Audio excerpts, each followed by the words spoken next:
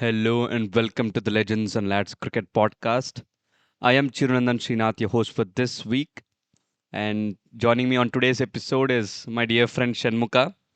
And I know we've missed a lot of action, Shanmuka, but it's really happy. I mean, we are really happy to be back after the entire tournament. The first episode that we did previously to this was after the India USA match, and we're happy to do a coverage on the finals and what better moment to do a podcast on after India retaining and being the defending champions of the T20 World Cup edition of 2026. So happy to be talking about this topic, and I just want to talk about the emotions of this, but before that, I want you to what do you feel about India winning 2026 World Cup, and what are your emotions while watching the match?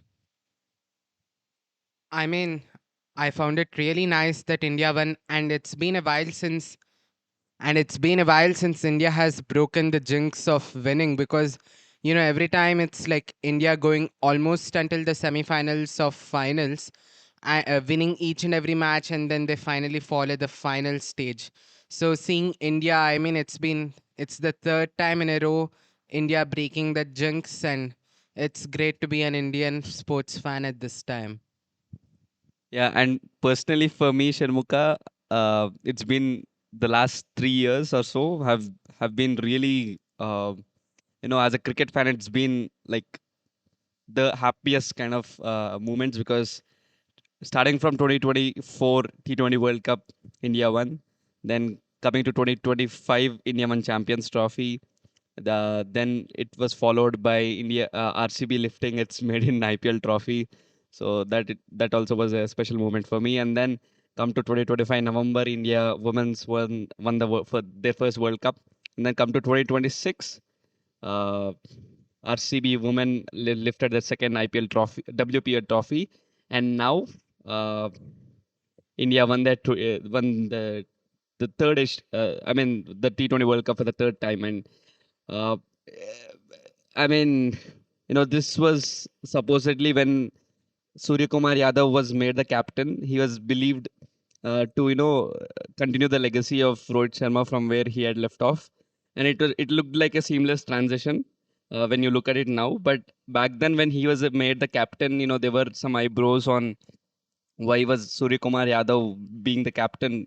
I mean, was made the captain because we had Hardik Pandya already being given the duty of vice captain, and he had done a lot of leadership roles in the bilateral series. So talk about Surya Kumar Yadav. I mean, he didn't have the best of batting performance in the T20 World Cup.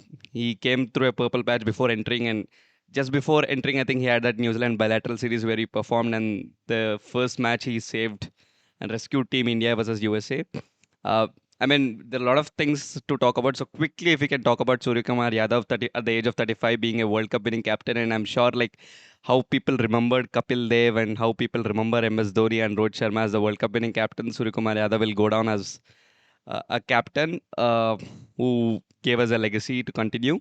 So, do you think there is much more left for Surya Kumar Yadav, or India will be looking, in the long term for a future captain? So, I have to say I'm really happy for Surya Kumar Yadav because I think post COVID he's been someone who's been really carrying the T20 team of India, and I think he does deserve it. And as for the future of his captaincy, I think it really depends on how he bats in the next couple of series that India has. As he has already said, he wants the LA Olympics is the next goal. I think he'd want to be in the position until at least then. And yeah, I think it's not just him. Various Indian players have lost their form, but as the current team has shown a system of trust in its players, I think even Sky deserves the chance to keep being trusted as he has shown up quite a few times. also I would like to mention to you that Surya Kumar Yadav as a player, as we know him from the IPL or the domestic circuit, is known to be Mr. Consistent. So yeah, he just needs that initial say a good game or two, and then he'll come back into the he'll come back to form. Yeah, moving on and talking about the match, Shanmuka. Uh, I remember watching the 2024 edition of the final, and I remember a lot of ups and downs, and there was so much about, my heart rate was increasing.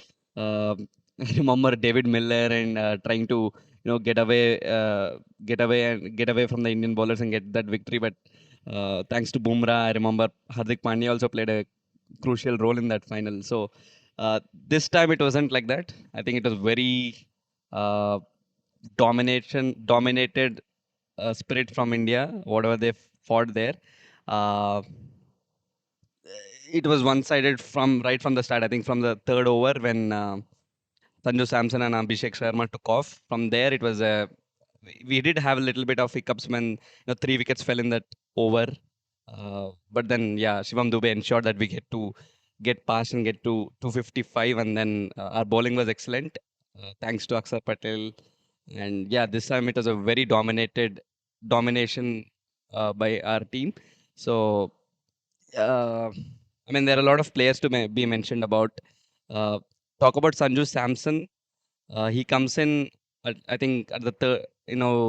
He comes into the team when we are playing our third match, and though he had performed so well in the 2024 T20 World Cup, he thought that his place was going to be cemented, but then he lost his spot, and then he had come back and play. He had to come back and play in the middle order. After playing for the middle order, then there was a reshuffle. He had to go open the innings, and then he had a good stint while opening the innings. He scored two or three centuries at that position, and then one or two bad games, and is out. And again, he comes in, and now is the highest. Uh, he was the highest run scorer for India in T20 World Cups, going past Virat Kohli, and also won the Player of the Tournament. How many times have you seen a player, come in at some third match, come in when the team is playing their third match, and then perform and go on to win the Player of the Tournament? Because it's very rare, because you'd see a player carry on their stats have to be carried on from the first match, but then coming at third match and then playing such a crucial role. I know there are a lot of players and a lot of things to talk about, but I want to talk about Sanju Samson. So, your opinion and on, like, has Sanju Samson cemented his spot at least now? I think in the current Indian team, there is nothing like cementing your spot in the long run because, we have seen someone like Rishabh Pant, or I mean, the likes of so many players who are currently not in the team, but who would have made a who could have been in the team. And Samson has hit 24 sixes in this T20 World Cup. I mean, those are some real numbers that can back up his spot in the long run.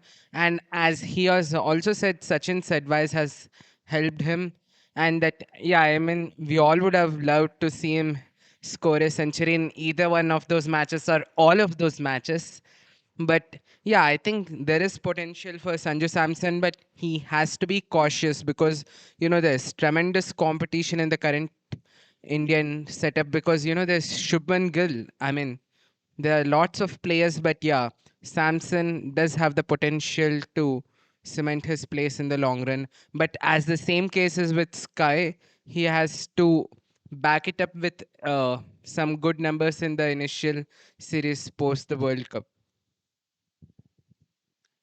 Yeah, and I would like to go on to what changed our Indian team strategy after the loss to South Africa. If I believe it is 76 runs, lost to South Africa, and after that, if you see, it was just like go on from first ball, go big from ball one, and it really paid off because we have, I think, in the semi-final 251 and in the final 255.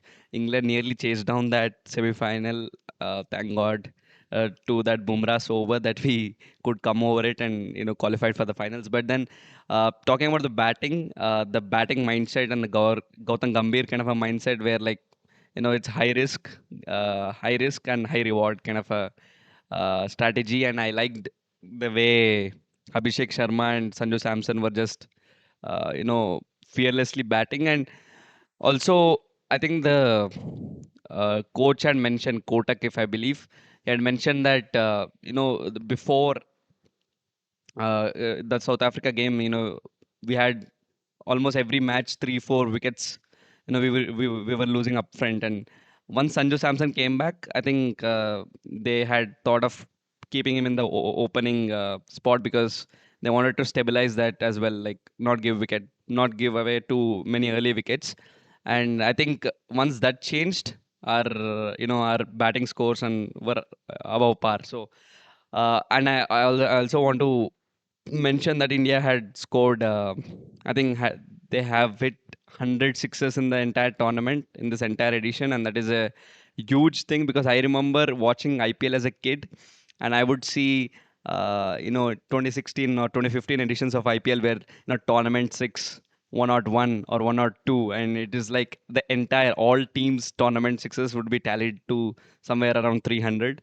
And seeing one team scoring 100 sixes in one tournament, and that too not playing as many as matches as what an IPL team plays. So it was tremendous uh, batting display from the top order, and also thanks to, I think, one player who's really undercredited all the time is Shivam Dube, because I remember seeing the 2024 T20 World Cup. He played a very crucial role. He got that. I don't remember his scores, but I think he got that last. He did some. He got us some cameo. I think some 24 runs of a very good at a healthy strike rate, and even even in the this finals he got us that thing. And if you see throughout the tournament, he had a good stint with the bat, not with the ball. He gave away as many as runs as he hit for the team. So that is a different note as altogether. But yeah, talking about Shivam Dube, then you have Bumrah. I have a very interesting stat for you, Shanmuka. In four editions of T20 World Cup that Bumrah has played, he has conceded only nine sixes. And uh, I mean, the other day when we were seeing the match, he had cleaned up I think, all the four or three. I mean, the last three wickets that he got, I think all were Yorkers, and the New Zealand batters, and nothing to say when he bowled that clean and disciplined balls to the stumps. And of course, he's the number one bowler. And also, I'd seen an interesting stat that he had in the 2 overs that he has bowled in the power play, he had bowled 10 out of 12 slower balls. And you saw when New Zealand tried to bowl the slower balls in their innings, it was only boundaries. We were seeing the ball fly away to the stands. So I know I've talked about a lot of things. Is there anything that you can add to this? Yeah, I mean, when I started following cricket closely back in 2015 and 16, if you told me, a team could score back-to-back scores of 250 plus, I mean, I'd be like, wow, because, I mean, those were the days when even 200 in a T20 score almost guaranteed you victory. And 10 years later, the landscape of T20 cricket has changed completely. So, yeah, I mean, so teams scoring more and more sixes, I mean, looks like with the world is becoming faster and so is cricket also. And yeah, I mean, you gotta appreciate the New Zealand team. I mean, Tim Seifert, I'm really surprised he's not in the team of the tournament because he's the second highest run scorer and he has also played crucial innings. And of course, Jimmy Neesham's over actually gave us all scares because, 3 wickets in a single over in T20 cricket is a lot, especially in an important match like the World Cup final. And yeah, Shivam Dube is undercredited, but if I mean for a person like Shivam Dube, even if you keep on leaking runs, the clutch innings that you play cements your spot in the team. Because that's the same thing even with Glenn Maxwell. Because if he plays one good inning, he doesn't play nicely in the next 5 innings, but that one clutch innings that he plays cements his spot in the team. And the fielding of India, I have to say, Akshar Patel in the semi-finals and Tilak Verma and Ishan Kishan also, they did a fantastic fielding effort. Usually teams with a fantastic fielding effort actually go on to win the World Cup. Like I remember in the 2023 World Cup final, the Australian fielding was mind-boggling. Like they did not even let one run go. So I think I saw something similar to that in the Indian team, and this has to continue if India has to keep on winning trophies in the future. Yeah, you didn't mention about India's feeling being so good, but Shanmukha, I'm more, you know, I'm more taken away by New Zealand's feeling because I remember that moment when everyone, hooted when that Glenn Phillips almost took that catch at the boundary. That was a, what was a, I think he was in the air. I'm not sure to count the meters that he was high in the air, but that was, if he had taken that catch, I think, that would have been my wallpaper, my desktop wallpaper, at least for a year or two, because that was, oh my god. And that on the two, on that kind of a occasion, on a final, you take that kind of a catch, it would have been but yeah, nonetheless, they, New Zealand too, fielded really well. And I wanted to talk about that. I had even written the point on this notepad so that I would mention. Thanks for reminding me to speak about it. And also, I want to talk about the, breaking the jinx of the Ahmedabad cricket ground, Narendra Modi Cricket Stadium, because I remember watching this final in the school hostel, and it was almost like 400 people watching together with, Bose speakers and a big screen. And that time, I remember how Australia dominated us, and I remember how sad I was for the next 1 week to come, that came. And now, looking at that, yeah, also an interesting fact. November 19th was International Men's Day, and March 9th was supposed to be International Women's Day. And I saw on the social media had all kind of jokes on it that, women make you win and all that stuff. A good fact to laugh about, but yeah, it was good. We broke the jinx of the Ahmedabad cricket ground. And also, one more interesting fact that I didn't see on social media much, but I remember it is from my memory, because last year we won the Champions Trophy on March 9th, and that too it was versus New Zealand. And on a similar Sunday, and because Sunday has to be one day lesser on a usual, if not for a leap year the next year. So it was on March 8th, this time Sunday, and we won again versus the same opposition, this time with this time a T20 World Cup. So I think this March 8th and 9th are going to be scars for the New Zealand team. I remember whenever November 19th comes, their social media gets flooded with, all the reels and all the posts about India's World Cup loss to Australia. And I'm sure New Zealand is going to feel bad about this, because March 8th and 9th have handed them a well-deserved win in the respective tournament. So, uh, yeah, and also talk. Ah, yeah. I just got reminded that, in the 2011 World Cup, en route winning the trophy, South Africa was the only team that India lost in the process. And, 15 years later, that's the same thing that happens. And, I think sometimes a loss in the group stages definitely teaches you the definitely teaches you a lot of things, because if you're cruising and you do not know how to re be resilient in the midst of a high pressure tournament, it can get tested in the finals. Because this time Australia did not make it, but we know, like in the big tournaments, like even the 2027 World Cup is coming up, Australia and New Zealand are definitely two big threats. And I can't help but feel sad for New Zealand, because they come to almost every semi-final or final, and end up losing except one or two, because they're a small nation of just, I think, almost the same population as one of India's metropolitan cities, but they produce such high talented and, more importantly, high committed players. Like, as you were saying, the effort of Glenn Phillips, I'd be very delighted if some of the Indian cricketers also try to replicate such effort, because it's not just once, but even in the last year Champions Trophy, Glenn Phillips gave a scare to almost every batsman, because even a confident shot could end up in his hands. So yeah, hats off to the New Zealand team also. Yeah, before ending this episode, we just talk about some drama going on. People I've seen after the trophy winning moment, our people took it to the nearby Hanuman temple, and then I'm seeing people trying to even politicize even this event and saying why always take trophies to temples and all that stuff.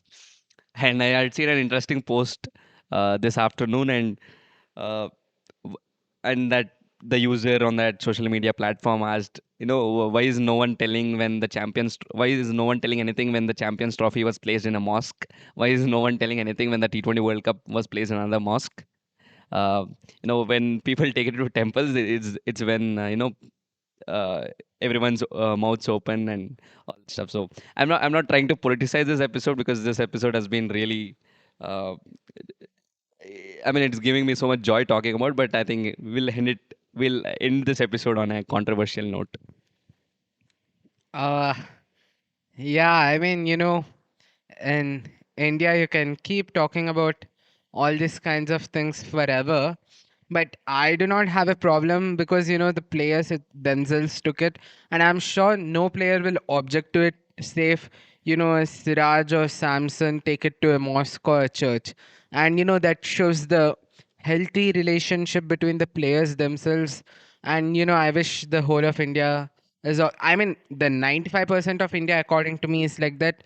But, you always need some spice for the news channels who, ne- who need to, you know, live upon all this. So, yeah, I mean, that's my take. Yeah, and yeah, we'll end this episode, Shanmukh, and I'm happy that India have the 3 stars on their jersey. So next time go to buy a fan jersey, I'll be happy to don on the 3-star jersey. Uh, Thank you for this. Thank you for coming for today's episode. And yeah, it was wonderful talking about our winning campaign, and yeah, a lot of things coming up after this. So yeah, see you, and thank you, Shanmukha. Yeah, nice to be here, Chiru, and thanks for the opportunity. I'd always love to talk about cricket and more importantly, Indian cricket.